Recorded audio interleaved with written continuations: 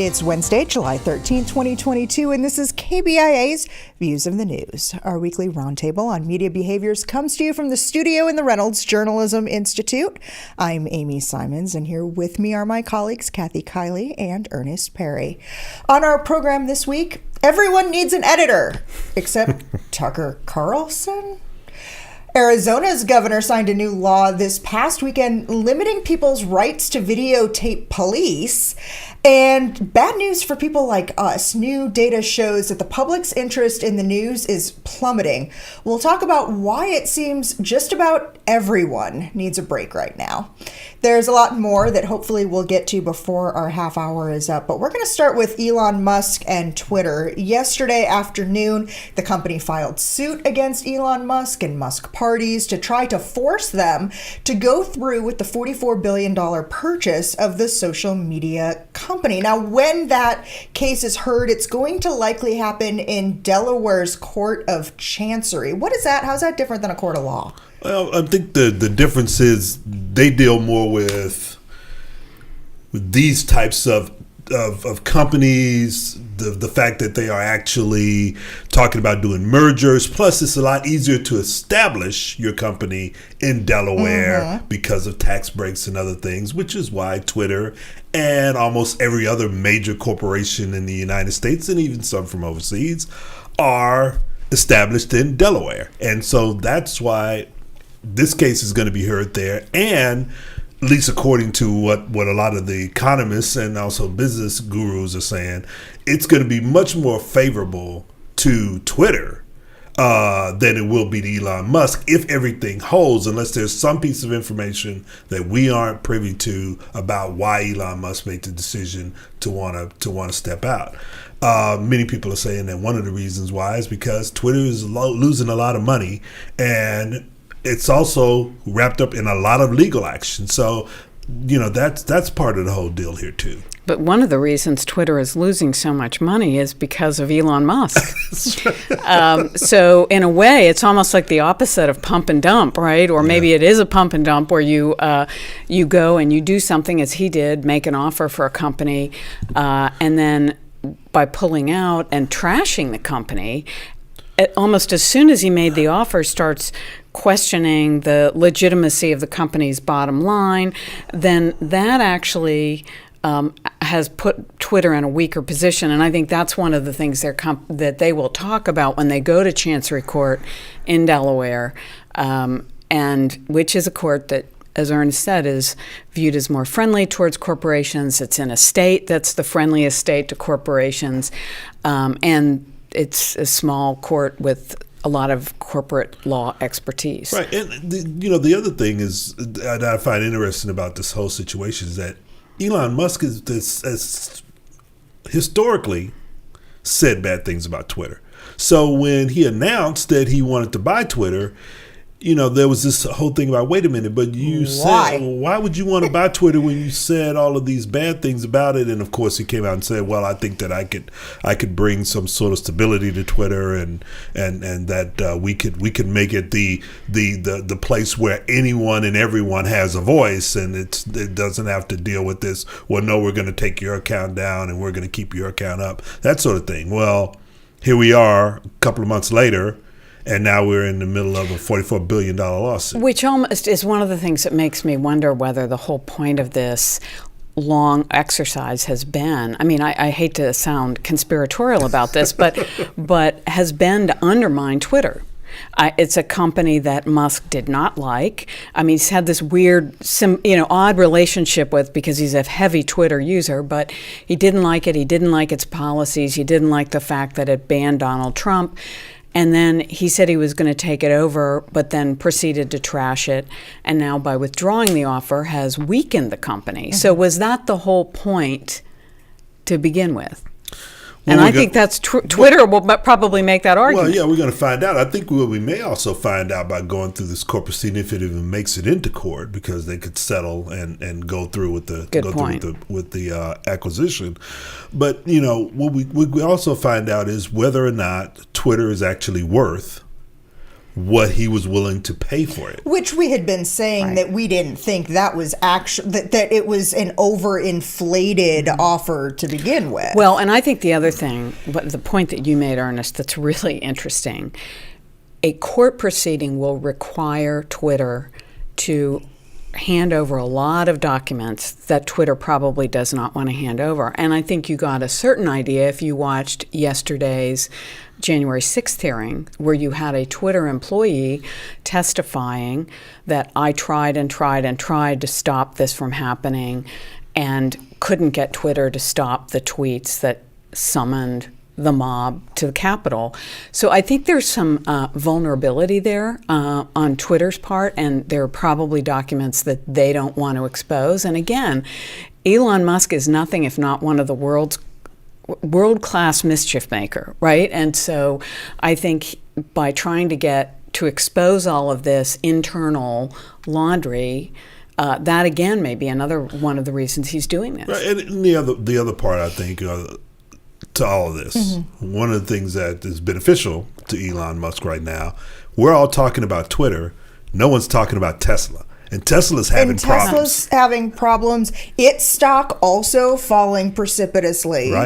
Right. And he's having manufacturing issues. He's having distribution issues. But as long as we can talk about Twitter and we can talk about Elon going off into space. I was going to say his civilian space program. We're not talking about what's happening with Tesla, which is where the majority of his money is going, and the majority of the money he has comes in from that. And yet another reason why he might not want to fork over the big bucks for Twitter. Right. Okay, so everyone needs an editor. They need a second set of eyes, preferably a third set. For this show, our director, Travis McMillan, checks my scripts for spelling to make sure everything looks and sounds okay. Both of you look through things to make sure I don't have any factors. Ernest, we've long joked that you make sure that I get the date right, because I write the scripts and produce most of the show on Tuesdays, and I kind of have that disconnect, and we'll sometimes have Tuesday's date at the top of the show. These are all the types of checks and balances that we have to make sure that we are producing something we can be proud of as journalists, that KBIA can be proud to have on its air and to be able to stand behind. After all we've talked about Tucker Carlson and what's said on his show, things about the Great Replacement Theory, about what happened on January 6th, about gun violence in America, we now know how all that happens, and we know it because Tucker Carlson said it himself. He goes on the show and says what he wants, and his content isn't vetted by anyone. This was all part of a webcast with Ben Smith on behalf of the Knight Foundation, and to me it sounded a little bit like Bizarro World, citing Brandenburg versus Ohio as his justification for unbridled free speech. Yeah, well, there are a lot of people who are trying to hide behind the First Amendment to say I don't have to have any governors on me at all. Mm-hmm. But, of course, one of the great theories of First Amendment law is you don't yell fire in a crowded theater. And a lot of the speech that Tucker Carlson makes on his show veers pretty close to that line, I think. And so I don't know, though, if I really believe that nobody looks at what he says. I just don't know if that's not braggadocio. Maybe it is. I mean, but I would think Fox would have an interest in making sure that its advertisers aren't alienated. It's just hard for me to believe that nobody looks at the script. I have a hard time believing that no one's looking at that. They have to look at something. They have to at least know what are the topics he's going to be talking about, who are the people he's going to bring on the air, what's likely to be said. I mean, because there are legal ramifications here if someone goes on the air and says something, whether it's Tucker Carlson or one of his guests or whatever, there are legal ramifications for Fox if someone goes on the air and says something, and you can't hide behind the First Amendment on everything. And there's a difference between coming up and saying, well, gun violence is more about people than it is about guns, and then there's something else when you go after an individual having to do that, and he does cut that line pretty close, but I just think that somebody's got to be watching. Yeah, he may be trying to. Maybe he's trying to build in cover for Fox by saying, "Oh no, it's not them, it's me." But that's not going to work. No, it's not going to work in a legal situation. Yeah. Yeah, I just don't understand it. I agree. I think that sounds more like braggadocio than something real. It's just hard for me to believe as kind of out there as Fox can sometimes be in the primetime hours. I just find it hard to believe that they would not have some prior review of at least broadly of what the show's going to talk about. I find it interesting that it just seems like every 3 months or so, Tucker Carlson comes out and says something that's just totally outrageous to get us to talk about it. And to get publicity out there. It's almost like, okay, the January 6th commission is taking all of the air out of the room. Okay, I've got to figure out a way to get into this because Fox made the decision early on that it wasn't going to participate in this.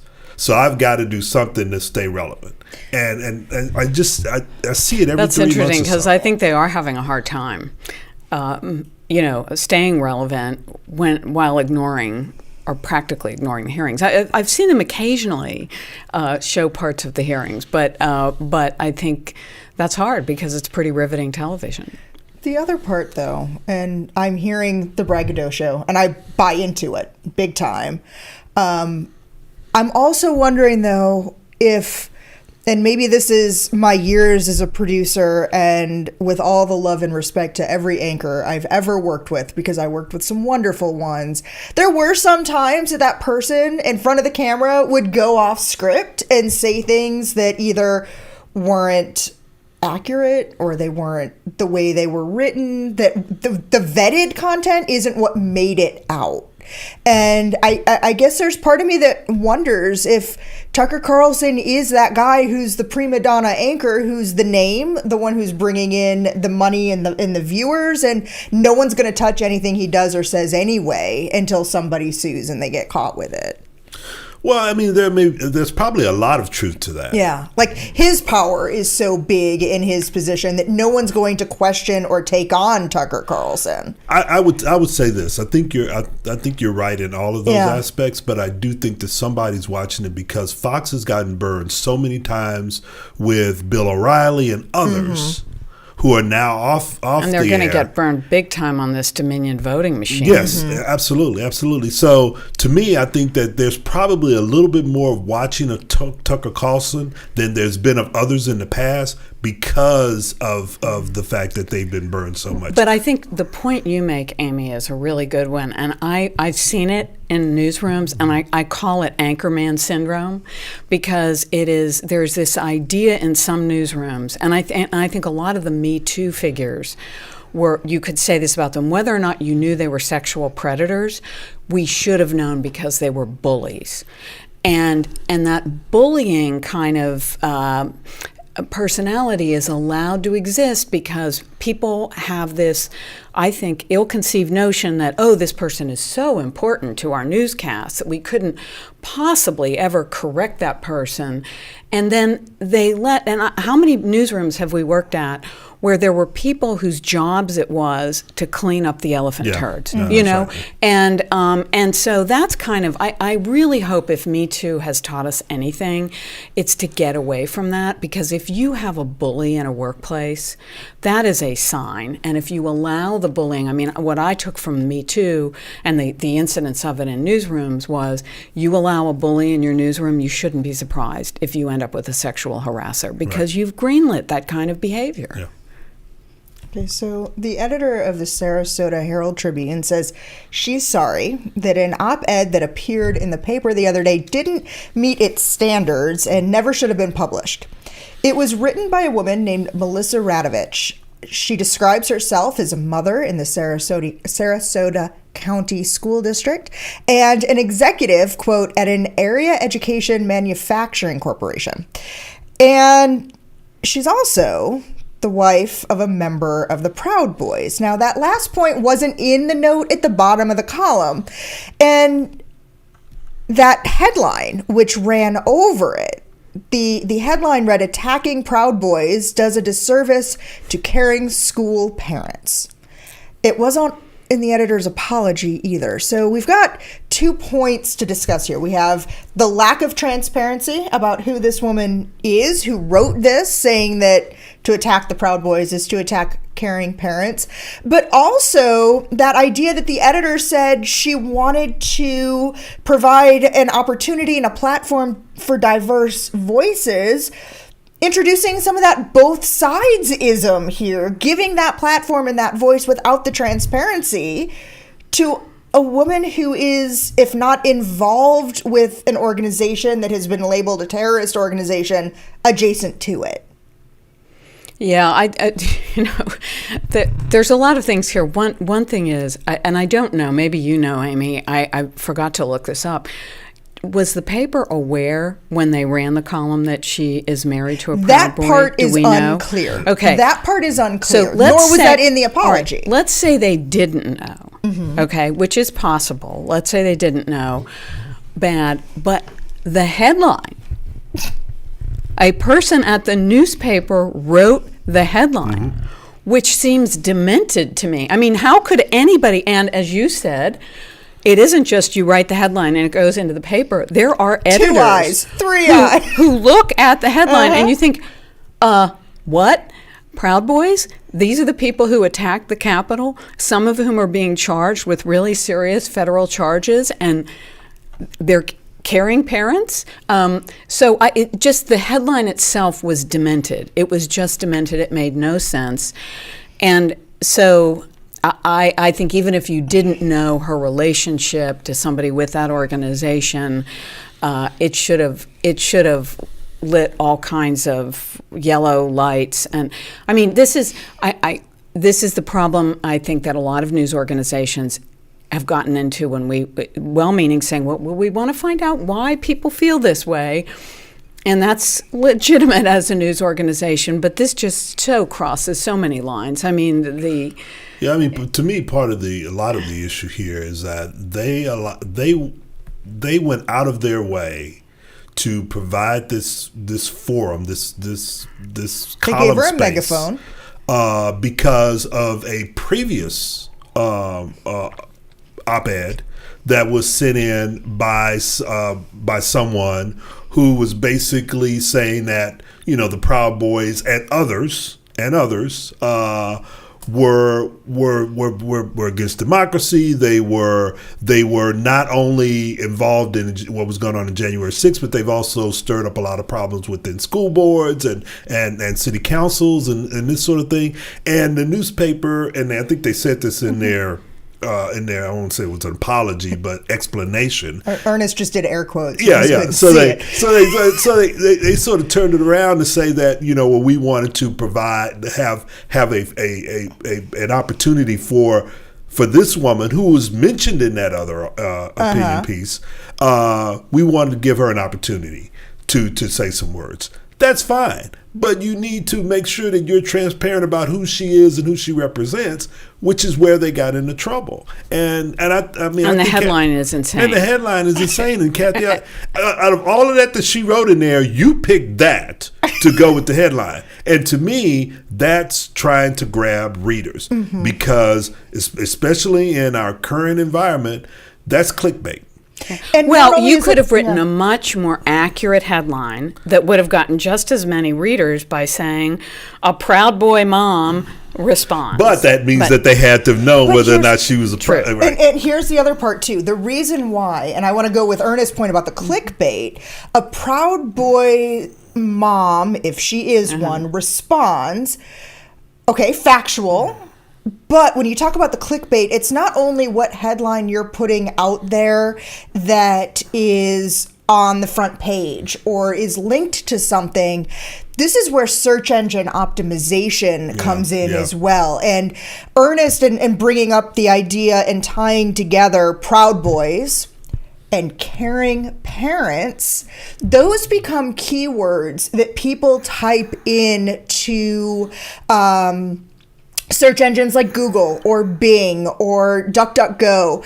And the idea there being, well, I don't know if people who are searching the Proud Boys are going on DuckDuckGo. But somebody tells you about the article. Exactly. Or Proud Boys and school boards. Yeah. Or better yet, you type in, you search for caring parents and you end up with Proud Boys. Or proud caring parents. Yeah. Right? Yeah. So, or proud caring parents of boys. That the idea that it's also drawing in that audience that may not be looking for that content, but because of those keywords that are involved, that's how it's also getting indexed with search engines and attracting an unintentional audience as well. Yeah, but to me, let's go back to the fact that the newspaper didn't have to do it. Right, it didn't need to be there to begin with. It didn't need to be there to begin with. No, and also the notion that you need to give a response. Right. For an Not organization everything requires a response. Right, and the idea that there isn't, I'm sorry, on the issue of the Proud Boys, there aren't two sides. This is an organization that attacked the United States Capitol, that was involved in an attack that resulted in people dying.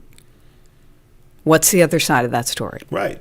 I mean, I think at a certain point you have to, as a journalist, you have to take responsibility and say, well, Ernest says the sky is purple and Amy says it's yellow. Maybe I better go out and check. Right. And so I think at a certain, and again, I think this is a result of news organizations getting so battered by activists on both sides. I mean, the problem is, this is one of the problems I think we talk to our students about. If you're not on my side, you're wrong. You're against me. You're wrong. And so, and journalists aren't on anybody's side, right? We're just reporting. But at a certain point, you have to be able to say, this is an organization that was involved in an insurrection. This has nothing to do with schools or whether or not you're a caring parent. I'm sure you can be a caring parent, but you know, if you really are a caring parent, are you going to be engaged in an insurrection on the Capitol that's going to involve people getting killed? Because some of those people who died are parents too. Yeah. Okay, come this September, recording police activity will be illegal in the state of Arizona unless you're more than 8 feet away. Governor Doug Ducey signed the bill into law late last week, defining law enforcement activity to include questioning a suspicious person, conducting an arrest, or handling a disorderly person. A violation of this law is a misdemeanor carrying a penalty of up to 30 days in jail and fines of up to $500. There are some exceptions to who may record police in a smaller radius, such as those people who are on private property, those inside a vehicle that police have stopped, or those in personal contact with the officer, given that it doesn't interfere with the officer's actions. What's missing is any kind of an exception for journalists.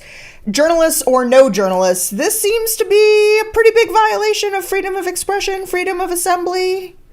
Yeah, I mean, it's the Protection for Miscreants Act, I think. I mean, I think what this certainly, I mean, we've talked about this.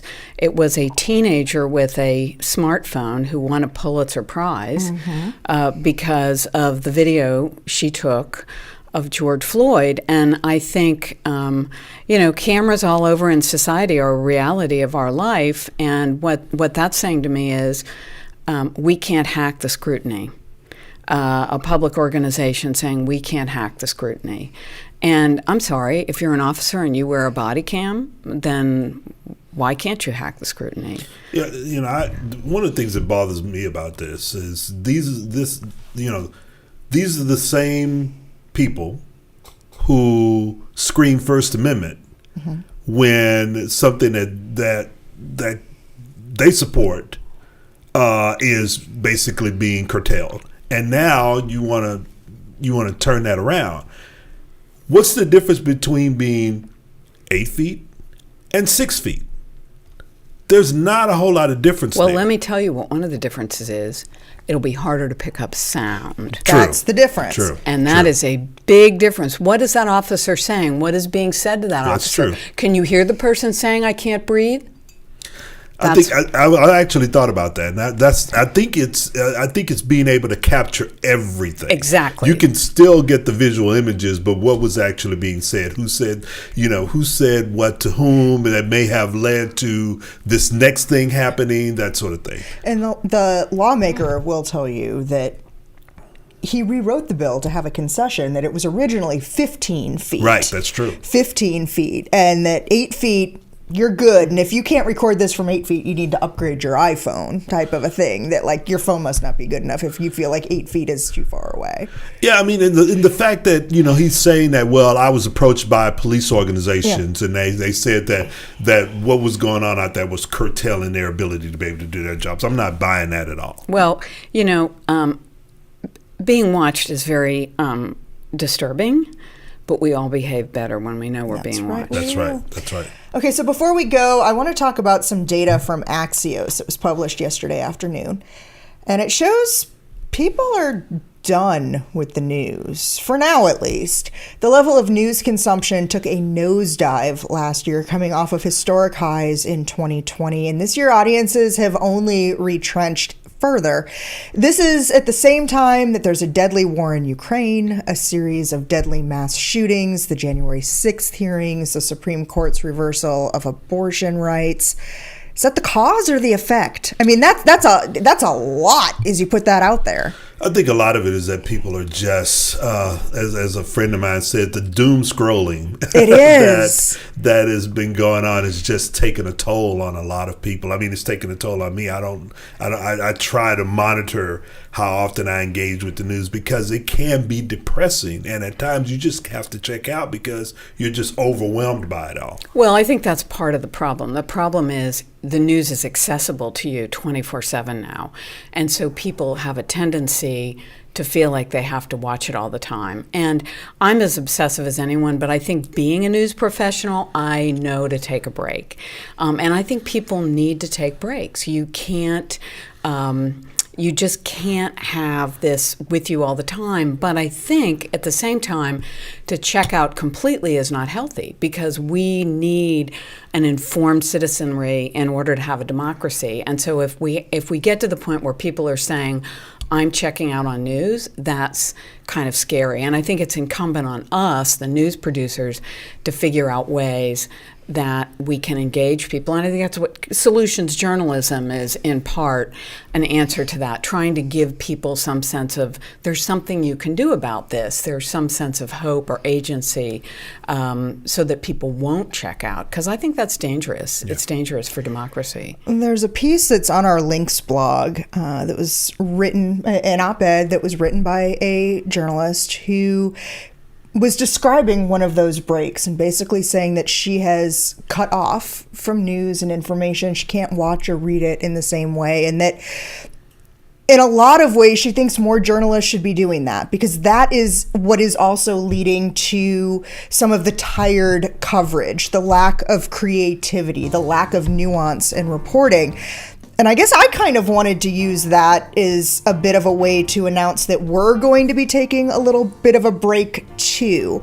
We're going to take a few weeks. We're going to come back rested and refreshed at the start of the academic year. So if you're listening to this program now, we will be back with you again on August 24th. But Kathy and Ernest and I are going to take some time to rest, refresh, and take that break too.